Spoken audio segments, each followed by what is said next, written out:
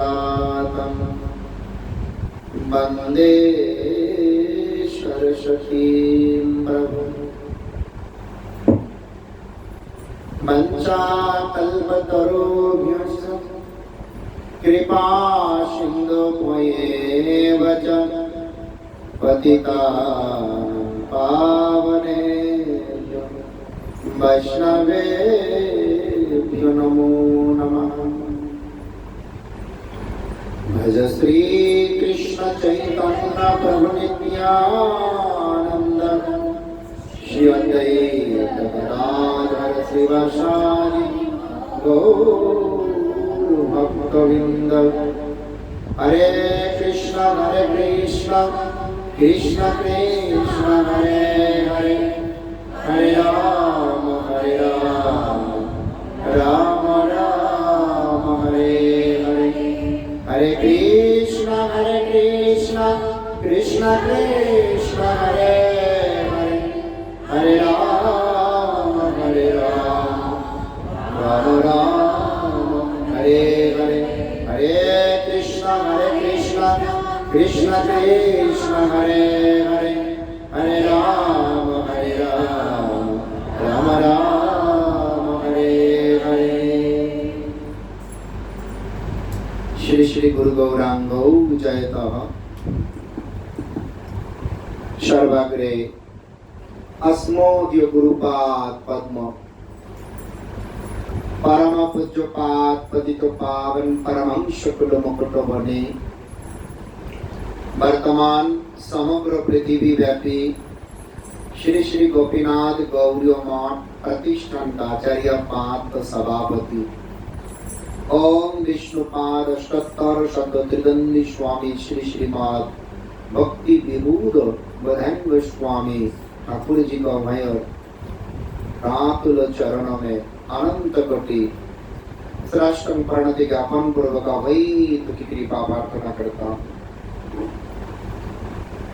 तत्पर समग्र पृथ्वी व्यापी श्री श्री गोपीनाथ गौरी मठ प्रतिष्ठान का प्रतिष्ठाता आचार्य नेतलीला प्रविष्ट ओम विष्णुपाद अष्टोत्तर शत श्री श्रीमद भक्ति प्रमाद परिव स्वामी ठाकुर जी का अभय रातुल चरणों में अनंत कोटि श्रेष्ठ प्रणति ज्ञापन पूर्वक वैत की कृपा प्रार्थना करता हूँ।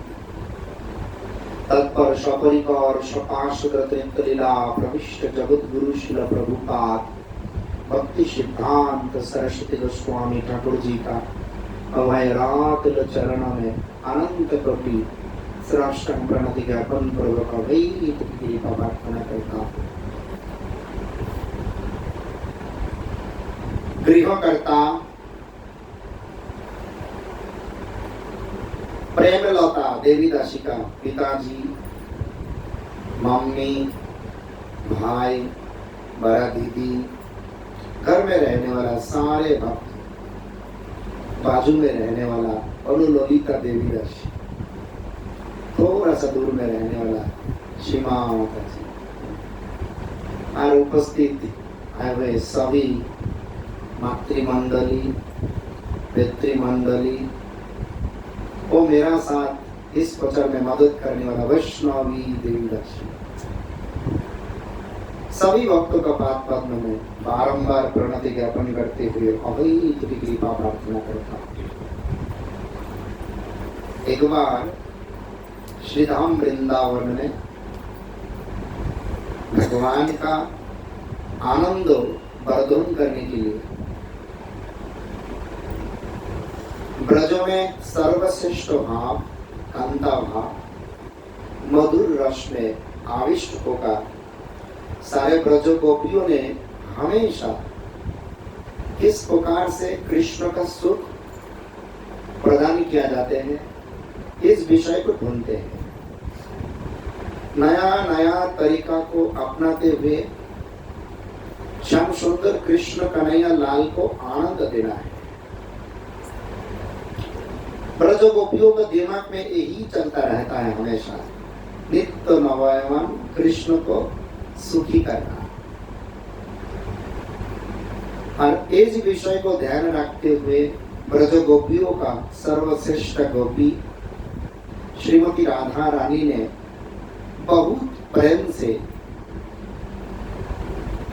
फूल को चयन करते हुए, यानी बहुत सारे फूल को इकट्ठा करते हुए, क्या क्या, ये जब बहुत सारे फूल को इकट्ठा किया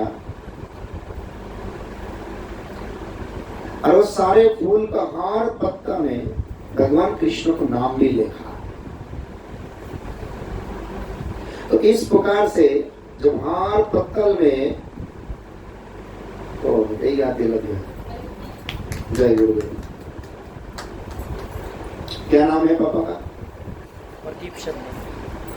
प्रदीप शर्मा। जय प्रदीप शर्मा जी को जय। तो इस प्रकार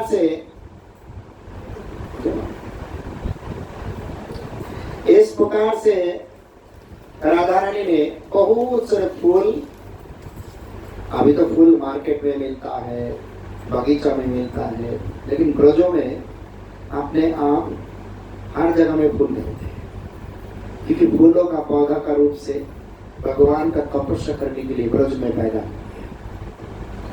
जानते हो, हमारा दादा गुरु जी नित्यलीला प्रविष्ट श्री श्री भक्ति प्रमोद पुरी गोस्वामी ठाकुर ब्रजों में हमेशा फूल चयन करते हुए भगवान का सेवा, तो पुष्प को चयन उनका सेवा है। इसीलिए इस प्रकार से अभी राधा रानी सारे फूल को इकट्ठा करते हुए सारे फूलों को पत्ता में कृष्ण का नाम लिखा। क्या है, उस फूलों से कृष्ण के लिए माला बनाया जाएगा। अब लोग माला बनाते हैं, कोई मुर्जी से बनाते हैं, कोई प्रेम से बनाते हैं। प्रेम से बनने वाला अच्छा है, मुर्जी से बनाने वाला कर्म है। दोनों में भेद है। ये भेद बाहरी लोगों को पता नहीं चलेगा, जो बनाया उसको पता है। क्योंकि जितना समय विधि मार्ग में रहता है वो तो पता चल जाते हैं, और विधि मार्ग से भगवान का सेवा नहीं होते हैं। जब उसको भाव भक्ति में प्रवेश करते हैं, ना कोई उसको देख सकता है, ना कोई बता सकता है, ना समझाया जा सकता है, ना समझ सकते हैं। ऐसा होते हैं। प्रेम का परिभाषा इस प्रकार है, दो एक ही वस्तु जब अलग अलग रहते हुए एक दूसरी को आकर्षण करते हैं, जितना परिमाण से आकर्षण करता है उतना परिमाण ही वहां पे प्रेम विराजमान है। इस संसार में एक ही वस्तु दो नहीं है, एक धर्म विशिष्ट एक ही वस्तु दो नहीं है।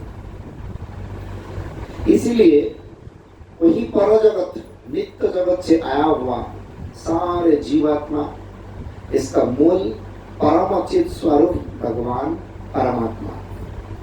जब परमात्मा स्वरूप से जीवात्मा स्वरूप को आकर्षित करते हैं, दोनों एक ही है। भेद क्या है? वो बृहद विभु चैतन्य, जीवात्मा अनु चैतन्य। ये चेतन बहुत छोटा है, वो चेतन बड़ा है। इसी से एक ही वस्तु जो एक दूसरे को आकर्षण करते हैं, वो आकर्षण का नाम ही प्रेम है। इसीलिए आचार्य वर्ग ने बताया, इस संसार में प्रेम नहीं, क्योंकि जो दो चीजों का आकर्षण होता है, जीवात्मा परमात्मा होते हैं, संसार का भी नहीं। जन्मों कर्मों का चक्कर से भटकते भटकते ना जाने कहां से इस परिवार में आके बैठते हैं। जैसे पिताजी ने बोला, मैं शर्मा जी, जन्म का चक्कर से घूमते घूमते घूमते घूमते शर्मा जी बन गया। लेकिन थोड़ा सा आंख बंद करते हुए सोचने से पता चलेगा, मैं कौन सा गोत्र का हूँ, आप कौन सा गोत्र का?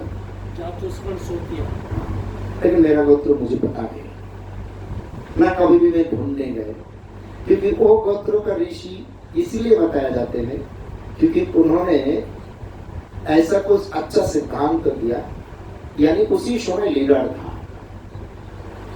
सारे गोत्रों का ऋषि का पिता कश्यप मुनि है, मतलब जिसका गोत्र पता नहीं बता दो कश्यप गोत्र का है। और सबसे बड़ा है कश्यप गोत्र, उससे भी आगे चला जाओ ब्रह्मा है, उससे भी आगे चला जाओ, भगवान गर्भदक्ष विष्णु है, उससे भी आगे चला जाओ, अर्णदक्ष विष्णु है, उससे भी आगे चला जाओ, महाशंकर्षण है, उससे भी आगे चला जाओ, वही नंदनंदन कृष्ण कन्हैया लाल है। इसलिए भक्ति मार्ग में रहने वाला लोग एक गोत्र के पीछे भक्ति नहीं, गोत्र के पीछे भक्ति नहीं। आप लोग जानते हो गोत्र किसको कैसे माना, उसके बारे में बाद में चर्चा किया जाएगा। तो हमारा कथा था ब्रज में, ये ब्रज धाम आकर्षण करते, प्रेम भाव से बनाया जाए तो भगवान का प्रसन्नता मिलती है, और मर्जी से बनाया जाए तो कर्म हो जाते हैं। इसी प्रकार से राधा रानी ने प्रेम से ये माला को बनाया, और उन्होंने सोचा किसी भी सखी के द्वारा कृष्ण के पास भेज दिया जाएगा। सखी ने माला को ले लिया, राधा रानी का आदेश प्राप्त होकर माला को कृष्ण के पास देने गए। गोवर्धन का चोरा का नीचे गैया खाते रहे, पैरों का नीचे सखाओं का साथ खेलते रहे। सखी ने दूर से देखते हुए बोला, मैं जाऊंगा, हमको एकला मिलते ही कितना नटखट है भाई, छेड़छाड़ करेगा, पता नहीं, दूर में पैर में झुला के चला जाता हूँ, जो होगा देख लेंगे। राधा ने कितना प्रेम से बनाया, उसके बात समझ में नहीं आया, वो पैरों में माला को झुला के वहां से वापस आ गया। वो कहाँ देख लेंगे, उनका नाम लिखा हुआ है, पता लगा लेंगे राधा रानी नहीं भेजा, ठीक है, उनका मन का बात तो सोच लिया। हम लोग का मन का बात सोच लेता हूँ, हम लोग सोचता हूँ, सोचते हुए बातों को करता हूँ, और हमारा गुरुवर को देखते हुए बातों को करते हैं। हमारा गौरी मठ का सारे आचार्य कभी भी सोचते हुए कोई बात नहीं करते हैं, आंख बंद करते हुए दिव्य दर्शन से लीला को दर्शन करते हैं तब बोलते हैं। ये गौरी कीर्तन ऐसा है, गौरी संप्रदाय ऐसा है, सोचते हुए नहीं। लेकिन आपका पीछे क्या है आपको पता नहीं। अगर मैं अचानक पूछूं, पिताजी बताओ आपको पीछे क्या है, आप सोचते लगेंगे। ये सोचने वाला बात में 4 प्रकार का गलतियां होती है, और हम लोग ये सोचते हुए ही हमारा सिद्धांत का निर्णय करता है। जो व्यक्ति सोचते हैं, सोचने वाला बातों में 4 प्रकार का गलतियां है। पहला भ्रम, फिर विप्रलिप्सा, कर्णापाठ, प्रमाद। ये 4 प्रकार की गलतियां होती है। भ्रम क्या है? एक चीजों को दूसरी चीज बताना। जब सोचोगे तो बात सत्य नहीं है, हो भी सकते ना हो भी सकते, एक चीज से दूसरी चीज बताइए।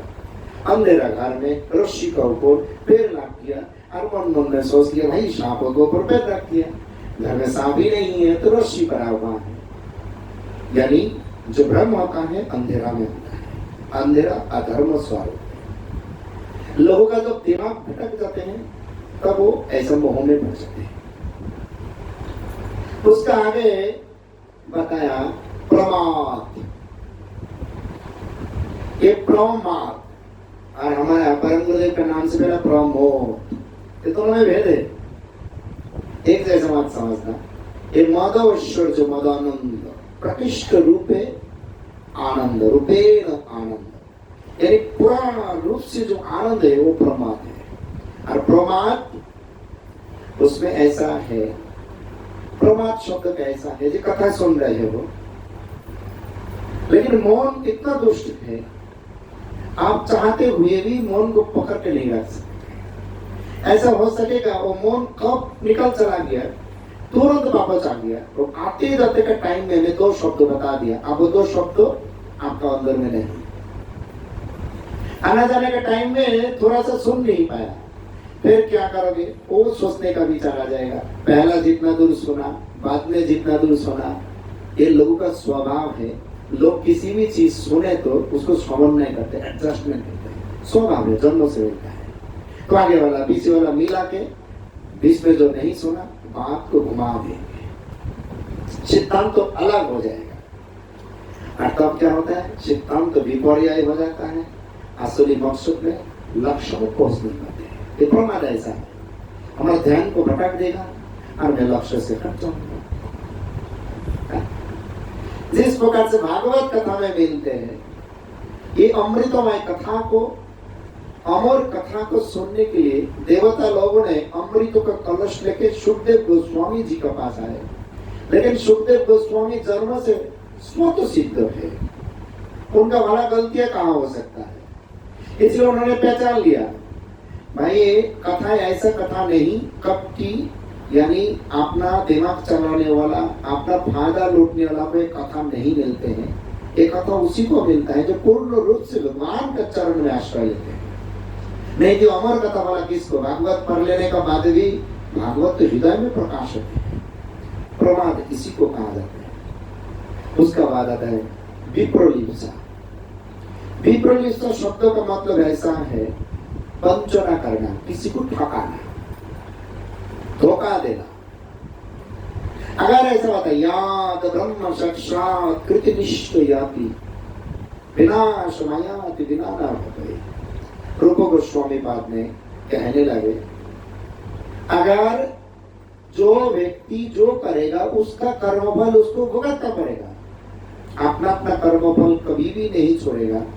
अपना अपना कर्मफल अगर अपने आप को ही भुगतना पड़े तो इसमें बात आ जाते हैं अगर हम लोग किसी को धोखा दे दिया उसका कर्मफल भी भुगतना पड़ेगा। ये सत्य बात जितना सत्य है उतना सत्य रूप से हम लोगों को समझ में नहीं आता है। जिसका समझ में आ गया वो तत्व वस्तु को प्राप्त कर लिया। इसका वाद आता है ये दूसरी को ठकाओगे, किसी को ठका नहीं जाता है, घुमा के फिरा के अपना पास आएंगे। गीता में बताया आत्मा को ना देखा जाते हैं, ना स्पर्श किया जाते हैं, न चला सकता है, न भिगा सकता है, न उसका मृत्यु है, न उसका जन्म है। अगर आत्मा का कुछ भी नहीं, जीव ही आत्मा है।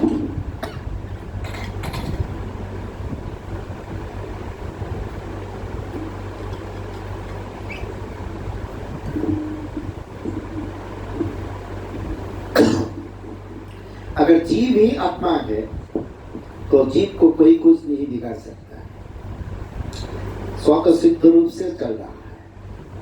एक कीर्तन है ना, रचागे सृष्टि को जिस प्रभु ने वही सृष्टि चला रहे हैं। बहुत सुंदर भजन है। इसी प्रकार से उसका आगे चला जाओ। विप्रलिप्सा करुणा पाठ।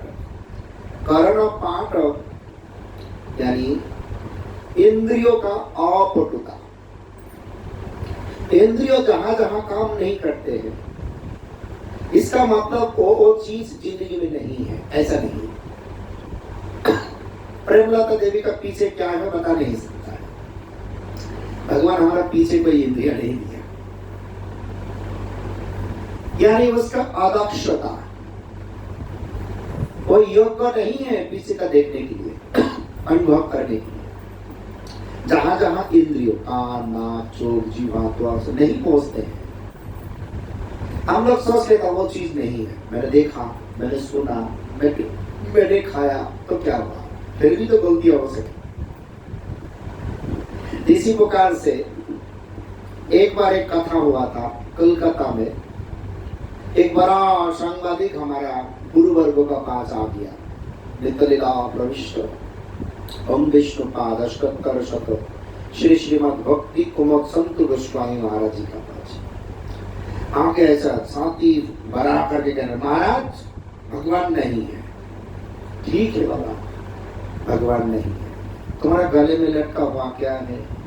दूरबीन है। तो वो क्या चीज है? दूर का चीज नजदीक दिखाई देते हैं। अरे आप हमको कोलकाता सिटी दिखा सकते हो? हाँ चलो छत पर चलो, हमारा बिल्डिंग है, सारे कोलकाता को दिखा दो। ठीक है, महाराज जी कोलकाता देख लिया। तो महाराज जी कोलकाता देखने का तो बाबा हमारा और भी एक इच्छा है। बोला क्या है? दिल्ली को देखना है।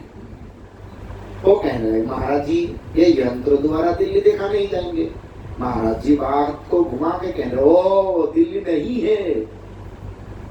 नहीं महाराज जी, मैंने नहीं बोला दिल्ली नहीं है, मैंने बोला दिल्ली है, यंत्र द्वारा देखा नहीं जाते।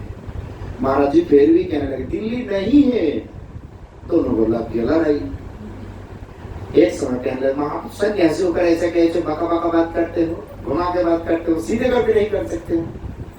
तो बाबा तुम ही तो बोला तो भगवान नहीं है। तुम्हारा यंत्र का एक क्षमता नहीं दिल्ली दिखाने के लिए, तुम कथा तक सीमाबद्ध है, वहां 800 मीटर 1 किलोमीटर, दिल्ली तक नहीं जाएंगे। मतलब दिल्ली नहीं है, तुम भी नहीं मान रहे हैं। जब तुम्हारा तो भेजा में इतना शुक्र कि नहीं भगवान को तुम देख पाओगे, तो तुम भगवान नहीं है बात कैसे कह सकते? भगवान परमोचित वस्तु, तुम स्वयं चेतन हमारे सामने खड़ा है, तो तुम चेतन हो सकते हो। परम चेतन बिना तुम कैसे चेतन रह सकते? तो यही बात, इसीलिए आप ऐसा बोल रहे हैं। भगवान है, हमारा देखने का सामर्थ्य नहीं। इसलिए माँ को राधा रानी प्रेम से माला को बनाया था। माला ने सखी को स्वर के आ गया, सखी डर गया, कृष्ण को पता ना चले। कुछ समय बाद को माला ने एक पक्षी उठा के उड़ के चंद्रावली के गोद में लेके फेंक दिया। चंद्रावली, जानते हो चंद्रावली कौन है? ब्रजों में लाखों लाखों करोड़ों करोड़ों गोपियां हैं।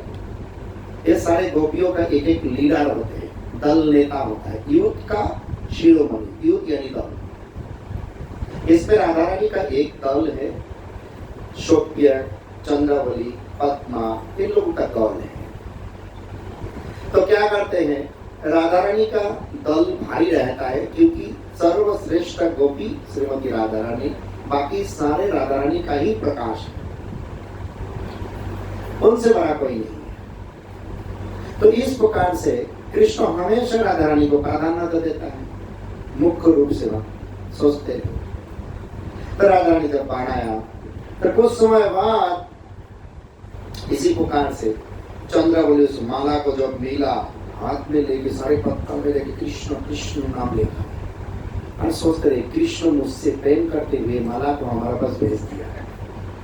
इतना खुश हुई, वो माला को गले में डाल दिया, और वही माला पहनते हुए वो कृष्ण का साथ मिलने के लिए यात्रा शुरू कर दिया। और राधा रानी अपना सखियों के साथ बहुत बेसब्री से इंतजार कर रहा है, श्याम सुंदर ने मेरा बनाया हुआ माला पहनते हुए आएंगे, कितना सुंदर लगेगा। लेकिन ये माला पहनते हुए नजदीक तो आएंगे, देखा कान्हा का गले में माला नहीं, माला चंद्रावली का गले में। तो चंद्रावली राधा रानी का संबंध तो एक नहीं, और ये कान्हा के लिए माला बनाया गया। कान्हा नहीं पहन लिया तो बात सही है, वो माला अगर शत्रु को दे दिया, बात तो और बिगड़ गई है। ऐसा कैसा? साथ ही साथ सारे सखिया ने गुस्सा करके उसी स्थान को त्याग दिया। हाँ, हमारा बनाया हुआ माला तो चंद्रावली को दे दिया। ये जो बात है, कान्हा को कुछ भी पता नहीं। दिन भर गैया चराते हुए कितना आग्रह से राधा रानी का साथ मिलने आया, यहाँ पे आके देखा सारे गर्भवती हैं। बीच बीच में घर में होता है ना, शादीशुदा लोगों को पता है, हम लोगों को तो पता नहीं। सारा दिन बाहर में काम करते हुए आएंगे, घर जाके देखा क्या हुआ पता नहीं, पत्नी बात नहीं कर रहा है, खाना नहीं दे रहा है, कुछ भी नहीं कर रहा है। तो उस आदमी को बस पूछना, वो ज्यादा बता सकता है। अगर भक्ति करे व ना करे, उसको अनुभव है, ये चीजों को अनुभव है, हम लोग को पता नहीं। हम लोग किताब में पढ़ा, चिंतन करते हुए बोल रहा। इसी प्रकार राधा रानी आदि गोपियों का गुस्सा देखते हुए, अभिमान देखते हुए, कान्हा को कुछ भी पता ना चले। फिर ऐसा करते करते रात में 12 बज गया, 8वीं नंबर मुहूर्त आ गया। अष्टप्रहर में सारे सखिया जब एक साथ आए, तो कुंजो वन में जाते, राधा रानी चुपचाप बैठा है। कृष्ण प्रणय लादिनी शक्ति रस, राधा कृष्ण का प्रेमों का साक्षात मूर्ति श्रीमती राधा रानी। और यहाँ पे राधा रानी दुखी, मतलब सारे अनंत ब्रह्मांड दुखी, सुख नहीं किसी का मन में, ना कृष्ण का मन में है, ना राधा रानी का मन में, ना किसी गोपी का मन में है, सब सुख। राधा रानी दुखी मतलब चंद्रावली का भी सुख नहीं, क्योंकि कृष्ण दुखी होगा तो चंद्रावली भी दुखी। घुमा के फिरा के राधा रानी दुखी मतलब सारे संसार दुखी, क्योंकि वो आनंद का मूर्ति ही है। इसलिए शास्त्र में इस प्रकार से बताया, सत्यम सत्यम पुनः सत्यम सत्यमेव पुनः पुनः, बिना राधा प्रसादेन मत प्रसाद न विद्यते। ये सत्य है, ये सत्य है। मैं बार बार कहता हूँ ये सत्य है। राधा रानी का कृपा बिना कभी भी कृष्ण का कृपा किसी को मिलेगा नहीं। दोनों अलग से बना सकते हैं। एक बार वृंदावन में गर्मी का मौसम में कोई रसोई नहीं करना चाहता, गुरुदेव तब था। गुरुदेव कोई रसोई नहीं करना चाहते, मेरा नाम पकड़ते हुए कहने लगे। मैंने बोला आप लोग रसोई नहीं करोगे, ठीक है। अगर स्वयं राधा रानी आके बताए जो रसोई करो, उन्होंने तो हमेशा रसोई कर रहा है, तो भी नहीं करोगे। इससे बोलने का बाद इसका बात बताया, मैं गुरु नहीं हूं, फिर भी गुरु तो राधा रानी का ही प्रतिनिधि है। तो प्रतिनिधि का बात नहीं सुना तो राधा रानी कभी भी आपको आदेश करेगा जरा सही करो। उनका भेजा हुआ आदमी का बात नहीं सुना तो उन्होंने आपको कभी भी स्वीकार करेगा। लेकिन आगे आप लोगों का विचार है तो सारे अगले दिन से सब पक के रसे कर देंगे, सब कहने लगे ठीक है हम लोग करेंगे। सारे बंटवारा कर लिया, रसे आराम से चल रहा है, क्योंकि तब छोटा सा रसे का ठेकना वाला नहीं खाता, कोई खिड़की वगैरह भी रसे घर में नहीं था और उसमें रसे करना पड़ते थे। तो इसी प्रकार गुरुदेव उदाहरण लेके दिखाया, राधा रानी का कृपा मिलेगा। अभी हमारे गुरुदेव तक आ गया, राधा रानी का कृपा चाहिए, गुरुदेव का कृपा चाहिए। गुरुदेव राधा रानी का स्वयं प्रतिनिधि है, उनका भेजा हुआ मूर्ति है, ये साक्षात कृपामयी रूप है राधा रानी का। गुरु मूर्ति रूप में हमारा पास आते हैं और गुरुदेव का आदर्श, परंपरा का आदर्श को जिंदगी में अपनाते हुए जो व्यक्ति उसी पाया हुआ मंत्र को साधन करते हैं, उस मंत्र का सिद्धि मिलते ही गुरुदेव का कृपा मिलते हैं। गुरुदेव का कृपा मिलते ही धीरे धीरे परंपरा का कृपा मिलते हैं, परंपरा का कृपा मिले तो राधा रानी का कृपा मिलेगा, तब उसको दर्शन किया जाता है। इसी प्रकार भगवान कृष्ण कन्हैयालाल दुखी, राधा रानी दुखी, सारे जगत संसार दुखी है। जहां पे दुख देखो विचार कर लेना, कुछ तो गड़बड़ी हुआ। ये गड़बड़ी मतलब है माया का, संसार का एक उपादान है, उसको छोड़ देगा अपने आप सुखी बन जाएंगे। गड़बड़ी इक्वल टू जगत का किसी भी चीजों का साथ तो संबंधित है, तब वो दुखी हुआ, नहीं तो दुखी नहीं हो सकता है। क्योंकि वैष्णव चरित्र सदा पवित्र, वैष्णव नित्य, अगर भक्त नित्य, भगवान तो नित्य ही है, भगवान का कथा नित्य, भगवान का भक्ति नित्य, भगवान का सारे भक्त नित्य, उसका हृदय में हमेशा भगवान निवास करते हैं, उसके कोई जगत का दुख नहीं हो सकता है। दुख है यानी तुच्छ आसक्ति है, जगत का कुछ चाहते हैं तब दुख होते हैं। इसी प्रकार से सारे जगत दुखी है और भगवान कृष्ण सोचने लगे में ऐसा कैसा हो गया, इसको तो समाधान करना है। तो जब वहां गए, ललिता सखी को बुलाया, गीत को बुला लेता हूँ, देखता हूँ क्या होता है। ललिता सखी भी कुछ समझ लो, तुम्हारे साथ बात नहीं करना है। अरे भाई ऐसा अभिमान हो तो अलग बात है, तुम चंद्रमौली के गले में माला डाल दिया, जो भगवान को पता ही नहीं, वही चीज हो चुका है। फिर भी चंद्रमौली को बुलाया, अगर इधर आओ ना, फिर बताया हुआ क्या। राधा रानी ने माला बनाया अपने दिन से, हर पत्तल में माला को खूब हर पैरों से इकट्ठा किया। हर पत्तल में एक माला बड़ा बनाना जाए, हर पत्तल में कृष्ण का नाम लिखा। एक भगवान से भी भगवान का नाम में ज्यादा ताकत है। जब उस माला में नाम लिख दी, उस माला का कितना कीमती है। अरे इस प्रकार से लिखने के बाद तुम उस माला को चंद्रमौली के गले में डाल दिया, खुद नहीं पहन सके। अरे उसको प्रसादी करके वापस देना है तो राधा रानी के गले में देना है, नहीं तो उसका कोई अनुगत्य करने वाला सखी को देना है। जो उसका विरोधिता करता है उसका गले में डाल दिया। भगवान तो अवाक हो गया, आश्चर्यचकित होकर कहने लगा, भाई माला का बारे में हमको पता ही नहीं, क्या माला है। तब ललिता करो, तुमको पता नहीं, सचमुच बताओ, हमको पता नहीं। राधा रानी ने एक माला बना के भेजा, चंद्रावली जो पहनते हुए आया था। हाँ, तो उनका बस कैसे गए? तो बोला एक सखी ने भेजा। सखी कहाँ पे रखा था? पैरों में झूला गया। वहां से कहा गया? बोले पक्षी ने उठा के चंद्रावली का। तो चंद्रावली को पूछो माला कहाँ से मिला? बोले एक पक्षी ने हमारा गोद में फेंक दिया। सारे बात पता चल गया। और तब भगवान कृष्ण ललिता को कहने लगे तुम देखो हमारा कोई दोष नहीं इसमें, हमको तो पता ही नहीं। तब ललिता सखी कहने लगे ठीक है मैं देखता हूँ। और राधा रानी इतना दुखी वहां पे जाके कहने लगे अभी हमारा मुहूर्त अच्छा नहीं जा रहा है, समय भी अच्छा नहीं है, एक काम करें आपसे एक ज्योतिष को बुलाता हूँ, फिर देखता हूँ आगे आगे और क्या होने वाला है। तो ज्योतिष को बुलाया। ललिता सखी ने कृष्ण को ही ज्योतिष बना के ले आया। बड़ा चोटिया मोटिया लगा के वेशभूषा बदल के ले आया। और कृष्ण भगवान जब राधा रानी के पास आए, राधा रानी ऐसा हाथ बाएं हाथ सामने दे दिया, बोलो देखो क्या क्या है। और भगवान कन्हैयालाल कहने लगे स्पर्श मत करो, हम लोग किसी भी नारी का हाथ स्पर्श नहीं करता हूँ। और मनी मन सोचते रहे हंसते रहे, अगर स्पर्श कर लोग तो पता लगा लेगा अरे यही तो भाई श्याम सुंदर है, तो दूर रहो, स्पर्श नहीं करना है, दूर से हम देखो।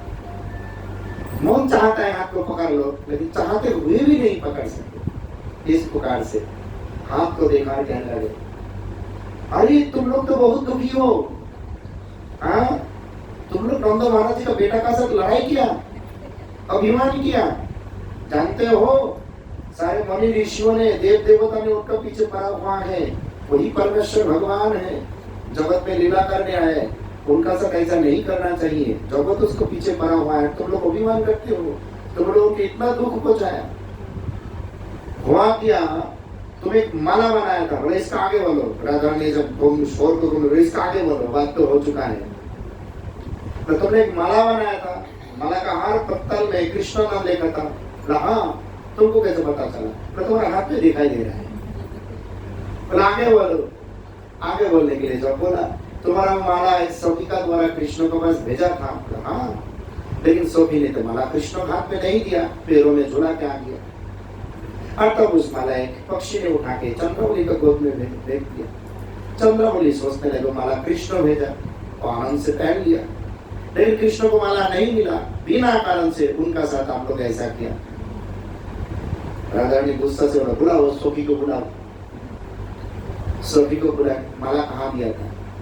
मैं तो पैर में झूला के आ गया। क्यों? एकला देखते हुए दोस्त हमारा साथ छेड़छाड़ करे, तो इसलिए डर से दूर में भीतर चला गया। ऐसा नहीं करना चाहिए। देखो सेवा में गड़बड़ी होगा तब तो आनंद नहीं मिलेगा। ये सखी का गड़बड़ी के लिए सब बिगड़ गया। तो अब क्या हुआ? इसी प्रकार से राधा ने समझ लिया और अपने आप को दोषी समझता थोड़ा सा मृदु स्वर में ललिता सखी को कहने लगा अभी क्या किया जाए? बुलाओ श्याम सुंदर को, सुबह से दर्शन नहीं हुआ, बहुत दुख पहुंचाया। ठीक है, ललिता सखी ज्योतिष को इशारा दे तुम चला जाओ, बाहर जाके अपने वेशभूषा बदल लेना, मैं आ रहा हूँ आपको लेने के लिए। बाहर जाके जटा वटा सब फेंक के श्याम सुंदर रेडी हो गया, ललिता सखी जाके ले आया। इस प्रकार का लीला नित्य गोलोक वृंदावन में होते हैं। और हमारा गौरी मठ का सारे गुरु वर्ग यहाँ का सेवक सेविका है। इन लोगों को पाद पद्मों को पकड़ लिया तो और कृपा मिला तो ये कृपा ये लीला हम लोग भी दर्शन कर सकता है। लेकिन ये लीला दर्शन करने के लिए हमारा नित्य शरीर चाहिए। 3 प्रकार का शरीर होते हैं। 3 प्रकार का शरीर होते हैं। पहला शरीर सूक्ष्म शरीर, इसका उपादान है मौन, बुद्धि, अहंकार, चित्त, आत्मा। ये कौन सा है? सूक्ष्म शरीर। इसका दूसरी नाम लिंग शरीर, अंग्रेजी में कहते हैं सबटल बॉडी।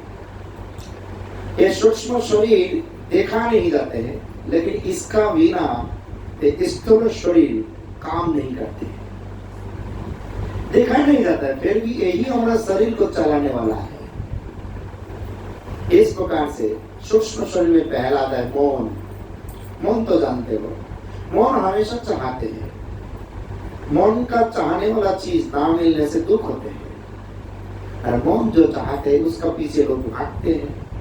भागते हुए एक दिन शरीर छोड़ देते हैं, लेकिन मौन का चाहने वाला चीज नहीं होते हैं। मौन हम लोगों को फंसा देते हैं। जगत में रंगीन चीज देखेगा और उसका पीछे भागा। उसका बाद आता है बुद्धि। बुद्धि क्या शुभ है क्या अशुभ है, दोनों को निर्णय करते हैं। मौन चाहते हैं, उसका पीछे मार लगा दो। बुद्धि का द्वारा विचार करते हुए क्या असली अच्छा है उसको पकड़ना। हमारा चीज का जरूरत है, किसी भी चीजों का जरूरत है, मौन चाहेंगे अच्छा है, लेकिन उसके चाहने वाला चीजों को विचार करें, वो शुभ है अशुभ है, बुद्धि का काम है। उसका बाद आता है अहंकार। ये अहंकार को मेरा बचपन से कभी भी समझ में नहीं आया, लेकिन अभी जितना समझ में आता है मैं कहता हूं, मैं और मेरा जहां पे विराजमान है वही अहंकार है। यानी भगवान का सुख के लिए जो कार्य किया जाता है भक्ति है, और भगवान का सुख बिना अपना के लिए जो किया जाता है वही अहंकार है।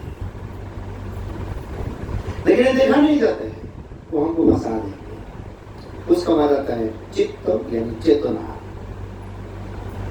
ये चेतना यानी जो जीवों का बीच में जितना चेतना है वो जीव भगवान का उतना नजदीक है। ये चेतना को जागृत करने के लिए, प्रकाश करने के लिए महाप्रभु हमेशा परिणाम करने के लिए होगा। देखो ये सूक्ष्म शरीर का 5 उपादान आसानी से हम लोगों को छोड़ते नहीं। ये माया का संसार में हजारों लाख करोड़ों बार जन्म भी हो, जितना दिन ये माया का संसार से भगवान का पास ना जा सके उतना दिन ये सूक्ष्म शरीर छोड़ते नहीं। एक ही शरीर एक बार ही मिलता है। जैसा आप लोग शिक्षित है, आप लोगों के पास हर किसी का पास एंड्रॉइड फोन है, उसमें आपका मेल आईडी है। अभी मेल आईडी लॉगिन करने से सारे नंबर, फोटो सब कुछ मिल जाते हैं, वीडियो जो कुछ भी है, नया डिवाइस में सब मिल जाती है। मेरा अभी तक दिमाग में नहीं आया। मैंने मुंबई गए, भागवत सप्ताह ने पूछा, एक इंजीनियर था, वो कैसे जाते हैं, कहाँ से जाते, कहाँ रहता है। मैंने गूगल फोटो कितना दिन पहले डिलीट कर दिया था, नया डिवाइस में फिर वो एप्स ले लिया, सारे आ गया। कहाँ थे वो इतना, कहाँ रहते थे, वो कितना व्याख्या किया, वो मेरा भेजा में नहीं घुसते हैं। इसी प्रकार से सूक्ष्म शरीर तो देखा नहीं जाते, लेकिन ये 5 चीजों से ये शरीर चलते नहीं है, वही सब कुछ चलाते हैं। यानी इसको समझा नहीं जाते, बस समझ नहीं जाते हैं, ये अनुभवों का बात है। अरे लिंग शरीर यानी सूक्ष्म शरीर को रहने के लिए भगवान एक शरीर दिया, स्थूल शरीर। इसका उपादान 20 है। खेती, अपो, तेज, मरुद, वाम यानी आग, पृथ्वी, वायु, अग्नि तो बताया, आकाश, आर है जल। और उसका बाद आता है रूप, राज, गंध, स्पर्श, शब्द, और चक्षु, कर्ण, नासिका, जिह्वा, त्वक, हस्त, पद, उदरोपस्थ, पाय, कर्म, ये 20 है फिजिकल बॉडी। अंदर से लिंग शरीर निकाल गए, इसको शमशान में जला देते हैं, इसका कोई काम नहीं। ये 2 शरीर मिल गया, एक सूक्ष्म शरीर, एक स्थूल शरीर। इस स्थूल शरीर को चलाता है लिंग शरीर। ये दोनों ही माया का जगत से मिलते हैं, ये दोनों का अस्तित्व रखते हैं आत्मा। जो लिंग शरीर का बीच में हम लोग गिनती किया, और ये दोनों शरीर को जब तक लोग छोड़ नहीं सकता है, दोनों शरीर को छोड़ने का बाद जब नित्य शरीर मिलता है, अप्राकृत शरीर मिलता है, चिन्मय शरीर मिलता है, तो वो गोलोक वृंदावन का ये मीठी मीठी लीला को आंखों से देख सकते हो, हम सेवा भी कर सकते हो। नहीं तो जिंदगी अधूरा ही पड़ा रहेगा। ये जैसे कितना सुंदर बेटा है, लॉ वकील है, हमेशा तर्क करते रहेंगे, लेकिन तर्क द्वारा कभी भी वस्तु को नहीं प्राप्त किया जाता है। मैं घर में जाके पूछा विज्ञान का परिभाषा क्या है, इतना बताने लगे। फिर मैंने बताया भागवत कहते अनुभव युक्त ज्ञान विज्ञान, जो अनुभव किया गया है वो विज्ञान है। तो इतना बात बताने के बाद बोला यही तो अच्छा है, एक शब्द में बता दिया भागवत में। अनुभव नहीं, हम लोग विज्ञान में जितना कुछ पढ़ा, आप अनुभव किया नहीं किया, आप याद किया, कोई ने बताया, उसी को ग्रंथ में पढ़ा, किताब में पढ़ा। अनुभव यानी तुम्हारा खुद का क्या एक्सपीरियंस है, खुद का अनुभव को बताओ। ऐसे कहानियां हैं, हम लोग आश्रम में पढ़ा। एक भारतवर्ष का शाह है, लंदन में रहता है। उनका सारे आत्मीय वर्गों के लिए, वहां का लोगों के लिए एक टीन रसगुल्ला ले लिया। पहला जमाना में टीन था, जाएंगे जहाज में, टीन को अच्छा तरीके से गैल्वेनाइजिंग किया, उसका बीच में प्रिजर्वेटिव हवा लगाया, बंद किया।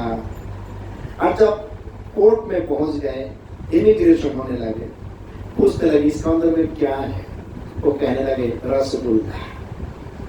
अंग्रेजी शायद कह रहे रसगुल्ला क्या चीज है, और देखने में गोल गोल है, सफेद है, मीठा है, तो समझ में नहीं आ रहा है भाई।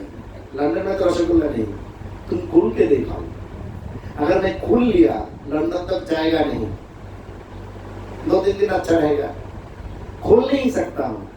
लेकिन हमको समझाओ, रसगुल्ला जो कभी भी नहीं देखा उसको कभी भी समझा नहीं पाओगे वो स्वीट क्या है, जो खाया उसको पता चलेगा। वो बंगाली ऑफिसर उसको समझा नहीं पाया, टीन को खोल दिया। जब टीन ऐसे खोला, गुस्सा इतना हो गया उनका, सारे रसगुल्ला अंदर में हाथ देकर उठा के अंग्रेजी शायर लोगों को मुंह में ऐसे घिसकी खिलाया। हो ये तो नष्ट हो गया, तो खोल दिया तो नष्ट हो गया। और जब जीभ में स्वाद लगा, इतना मीठा है, इतना सुंदर है, सब चट के खाने लगे, बहुत अच्छा चीज है। आज पहला बोलना चाहिए, पहला से बोल रहे हैं, लेकिन इसको कभी भी बताया हुए बातों द्वारा समझा नहीं जाएगा। इसलिए एक घर में, शर्मा जी का घर हम लोग आए, मेरा एक ही निवेदन है, हमारे जन्म मृत्यु का चक्कर में नहीं घूमना है। जितना जल्दी हो सके वही राधा रानी का भेजा हुआ कृपामयी पात्र गुरुदेव का पाद पद्म में आश्रय लेकर दिन से हरिनाम करें, क्योंकि हरिनाम साक्षात कृष्ण है। स्वयं राधा रानी उस माला में लेखा, भगवान से भी ज्यादा ताकत नाम में रहता है। ये नाम चिंतामणि कृष्ण चैतन्य रस विग्रह, कृष्ण नाम को बढ़ाने वाला है, कृष्ण प्रेम को जागृत करने वाला है।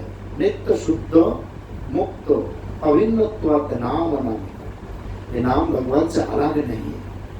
भगवान कलयुग में जगत जीव को कृपा करने के लिए बहुत सारे हवन, तपस्या, पूजा अर्चना, ये पद्धति को छोड़कर, ये तरीका को छोड़कर आसान तरीका से बोलो नाम जप करो, सब मिल जाएगा। इसीलिए नाम जप करे, आरे स्थल शरीर, लिंग शरीर सब कुछ छोड़कर अपराकृत शरीर को प्राप्त करते हुए आए चले नित्य राधा रानी का वो लीला का स्वर्णन है, जहाँ पे दुख होने से भी वो मीठा मीठा है, सुनने में कितना आनंद आता है। तो इसी प्रकार सबका पास हमारा निवेदन है, अभी सुनिए इस विषय पर महामंत्र के कीर्तन करता है। हरि नाम संकीर्तन की जय। संकीर्तन पिता चैतन्य महा